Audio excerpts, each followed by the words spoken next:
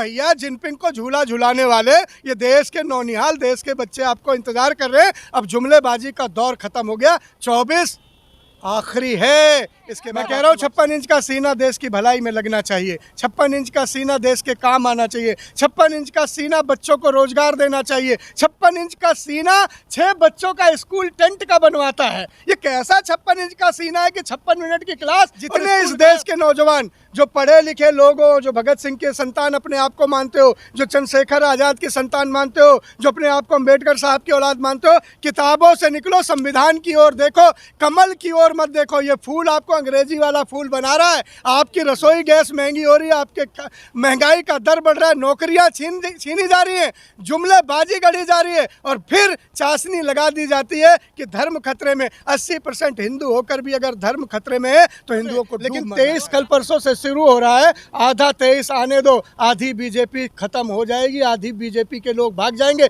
जितने प्रताड़ित विपक्ष है उससे ज्यादा प्रताड़ित स्वयं बीजेपी के नेता मोदी जी के शासन में, शाह जी के शासन में। वो इस अवसर का इंतजार कर रहे हैं कि बस चुनाव करीब आ जाए और इसे माफ नहीं करेंगे। लेकिन मोदी जी चतुर राजनेता हैं। मोदी जी का एक मंत्र रहा है, गोधरा उसका गवाह है, गुजरात उसका गवाह है, पल पल ये साक्षी रहे हैं कि किस तरह बीजेपी। कहता हूँ साध्वी प्रज्ञा पर भी एक आरोप लगा था, आप बता दिए कौन सा आरोप लगा था उन पर? वो कौन से आरोप के तहत जेल के शिक्षों में थी? वो कौन से आरोप के तहत उन बताती हैं कि मेरी हड्डियां तोड़ी गई? वो कौन से आरोप के तहत बताती हैं कि मुझे झूठे उसमें खाना खिलाया गया? कौन से आरोप में थी साध्वी जी? आपको याद है आतंकवादी क्या होता है? आपको याद होगा बढ़िया से आतंक कैसे फैलाया जाता?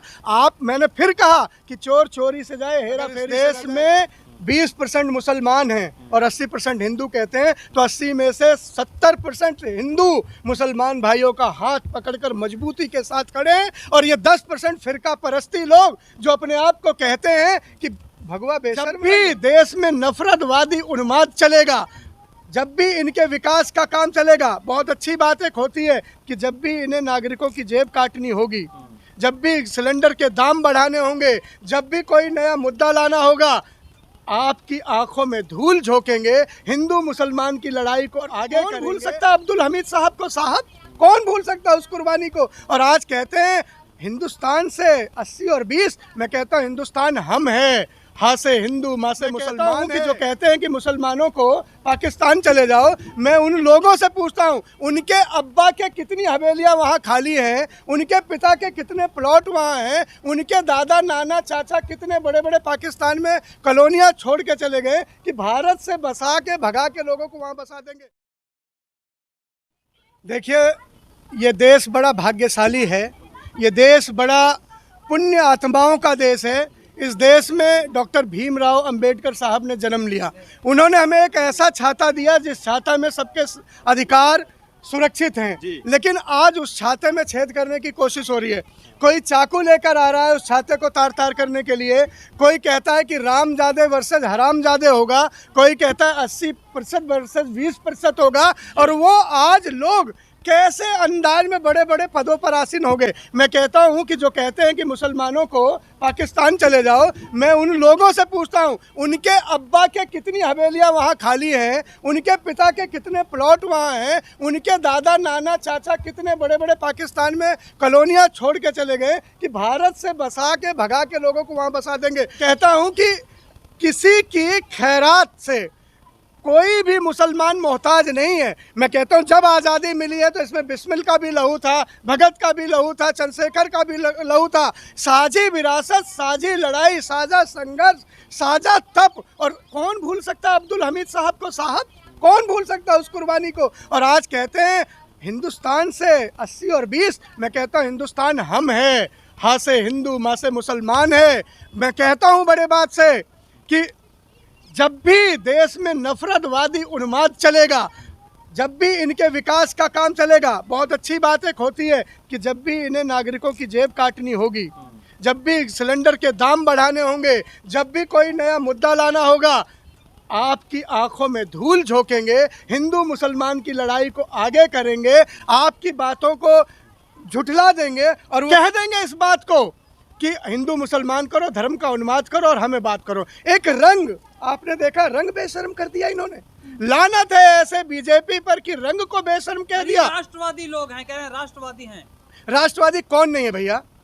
आप इतने सर्दी में तप कर रहे हैं, एक बात करने के लिए आए, दुनिया तक पहुंचाएंगे, आपसे बड़ा राष्ट्रवादी कौन होगा? आप कैमरे वाले लोग, आप पत्रकार लोग अपनी जान को हथेली पर लेकर कवर कर रहे हैं, आपसे बड़ा राष्ट्रवादी कौन होगा? पता नहीं कितने पत्रकारों को सलाखों के पीछे भेज दिया गया, कितने पत्रकारों से नौकरियां छीन ली गई। आज राष्ट्रवादी पत्रकार और गैर राष्ट्रवादी पत्रकार भी हो गए। एक तरफ वो राष्ट्रवादी सुधीर चौधरी है, अंजना ओम कश्यप है, ये राष्ट्रवादी का मैं कहता हूं कि राज दिलों में होना चाहिए, पन्नों पर एतबार नहीं। राज दिलों पर रवीश भी करते हैं साहब। और जब अंजना और इनकी लोग देखते हैं ना, तो चिल्ला चिल्ला के आप ही लोग और हम ही लोग कहते हैं गोदी मीडिया। बिहार में गई थी बड़ी बड़ी बातें करने, बिहार के लोगों ने दम दिखाया था, कैसे हुटिंग करके और कैसे कर दिया, कैमरे भी बंद करने पड़े, खुद को भी कवर करना पड़ा, सुरक्षा का घेरा मांगना पड़ा। और मैं तो कहता हूँ बिहार के लोगों, आपने वाकई ताकत दिखाई है। बिहारी किसी से कम नहीं है साहब। बिहारी जो हम लोग गोदी मीडिया कहते रह गए, उन्होंने गोदी मीडिया को लपेट कर रख दिया।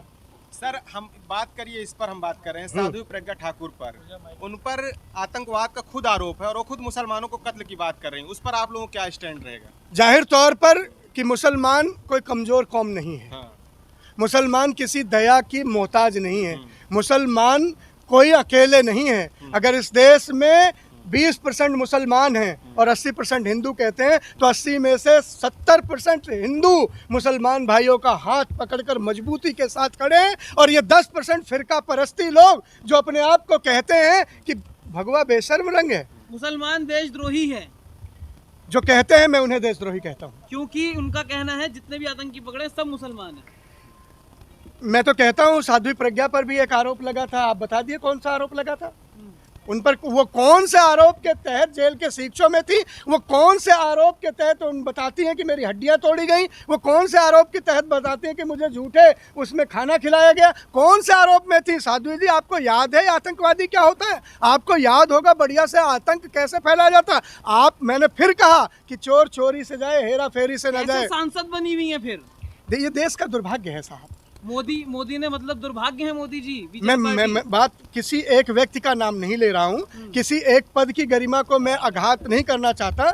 बड़े गरिमा का पद है प्रधानमंत्री का, लेकिन बड़ी शर्म की बात है कि प्रधानमंत्री जी ने ऐसे लोगों को अपने दल में शामिल किया है जो कहती हैं चाकू तेज करा लो, छुरियां लेके निकलो। किन्हें मारना चाहती हो? किस देश की माटी को लाल करना चाहती हो? भारत माँ के तिलक पर लहू का टीका क्यों लगाना चाहती हो? किस मुंह से फिर आप लोग बोलते हो जय श्री राम? जय श्री राम ने क्या यही किया था प्रभु राम ने? प्रभु मर्यादा पुरुषोत्तम राम ने तो भील के भी झूठे बेर खाए थे, निषाद राज को भी गले लगाया था, प्यार किया था। उनके राज में तो कभी कोई चाकू छुरी नहीं चले। काहे को किस काले मुंह से जय श्री राम बोलते हो अगर राम का अनुसरण और राम के चरण का वंदन भी नहीं कर पाते? तो खुद कहा था मन से माफ नहीं करेंगे कभी। मन से माफ नहीं करते तो क्यों नहीं बिठा देते घर? कौन बोलता है मोदी जी के हाथ किसने पकड़े हैं कि एक कलम से ये लिखे कि ये मेरी पार्टी में नहीं है? किसने रोका मोदी जी को? क्या लगता है मन से माफ नहीं करेंगे उसके बाद भी फिर तमाम ये चीजें मन से मोदी जी? मन से इतनी दया कृपा है? मन से माफ नहीं करेंगे, लेकिन मोदी जी चतुर राजनेता हैं। मोदी जी का एक मंत्र रहा है, गोधरा उसका गवाह है, गुजरात उसका गवाह है, पल पल ये साक्षी रहे हैं कि किस तरह बीजेपी का ग्राफ बढ़ा। जब जब उन्माद फैलता है बीजेपी की वोट की झोलियां भरती हैं। लेकिन अब हिंदू भी समझदार हो गया है, मुसलमान भी समझदार हो गया है। हिंदू का बच्चा जानने लगा है कि अमित शाह का बच्चा जैसा कहाँ है, हिंदू का बच्चा जानने लगा है कि शिवराज का बेटा कहाँ से पढ़ता है, हिंदू का बच्चा जानने लगा है कि तलवार हमसे उठवाएंगे, नारे हमसे लगवाएंगे और मलाई अपने बच्चों को गुजरात में मोरबी में तमाम लोग मरे, बिल्किस बानो को जो है जमानत हो गई, गुजरात वालों ने खूब प्यार दिया उसके बाद भी। देखियो, वाले ने 156 सीटें जीत ली। देखिए, सीट जीतना अगर पैमाना हो जाए तो आप ये भी तय कर लीजिए, आप लोगों की खबरें मैंने देखी हैं, पढ़ी हैं कि लास्ट के एक एक मिनट पे 16-16, 17-17 वोट भी ईवीएम में कास्ट हुई हैं। ऐसे भी खबरें आप सबने चलाई हैं, दिखाई हैं। कैसे हुआ है? एक मिनट में 17 वोट कैसे पड़ सकती है? और लास्ट के एक घंटे की काउंटिंग आप सबकी खबरें ही बताती हैं, 15-15, 16-16 लाख वोटें आ गई। कहाँ से आ गई हैं? मैं तो कहता हूँ कि इस देश के लोगों को, प्रबुद्ध लोगों को, भाईचारा बढ़ाने वालों को, हिंदू मुस्लिम को एक करने वालों को। विपक्ष कमजोर है, विपक्ष है, सुप्रीम कोर्ट है, क्या लगता है विपक्ष कमजोर है?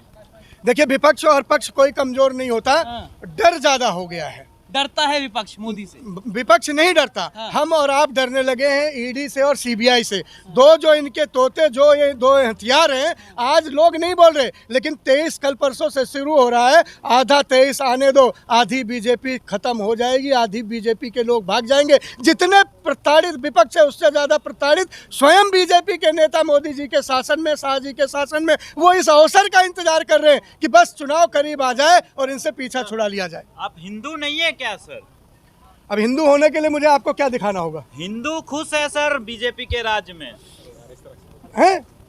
मैं कहता हूँ खुश तो होंगे ही, जाहिर तौर पर खुश होंगे अगर रामजादे वर्सेस हरामजादे करके हम वोट दे देते हैं और इस बात का हम साक्षी हो जाते हैं। हम कतार में खड़े होकर पसीना बहाकर अगर ऐसे लोगों को चुनते हैं तो शर्मसार हर वो मतदाता है जिसका चुना हुआ सांसद ये कहता है कि छुरी निकाल लो, कटार निकाल लो, चाकू निकाल लो, रामजादे हरामजादे। 80% 20 करते हैं और जो कहते हैं कि दूसरे के धर्म की बेटियों को भी खींचकर बलात्कार करेंगे। हमारे देश के पूर्वजों ने कभी नहीं सिखाया था कि बेटी बहन अलग और जुदा होती हैं। बेटी बहन साझी होती है, उनका मान सम्मान साझा होता है। मकसद क्या है? लव जिहाद क्या है? सर? लव जिहाद को बचाने के लिए करा जा इस रहा तरह है। के बयान से मकसद क्या है बीजेपी का? देखिए, बीजेपी का मकसद एक ही है, और अभी तक कोई कार्रवाई उन पर नहीं हुई।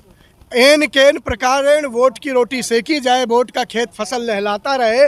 जब जब धर्म की राजनीति आगे बढ़ेगी, जितने इस देश के नौजवान जो पढ़े लिखे लोग हो, जो भगत सिंह के संतान अपने आप को मानते हो, जो चंद्रशेखर आज़ाद के संतान मानते हो, जो अपने आप को अम्बेडकर साहब की औलाद मानते हो, किताबों से निकलो, संविधान की ओर देखो, कमल की ओर मत देखो। ये फूल आपको अंग्रेजी वाला फूल बना रहा है। आपकी रसोई गैस महंगी हो रही है, आपके महंगाई का दर बढ़ रहा है, नौकरियां छीनी जा रही हैं, जुमलेबाजी गढ़ी जा रही है और फिर चाशनी लगा दी जाती है कि धर्म खतरे में। 80% हिंदू होकर भी अगर धर्म खतरे में है तो हिंदुओं को डूब मरना लोग चाहिए। कहते हैं मंदिर बन गया है सर। चाइना कांप रहा है, पाकिस्तान डर रहा है। सब कांप रहे हैं, सब डर रहे हैं, बस मोदी जी को ठंड नहीं लगती।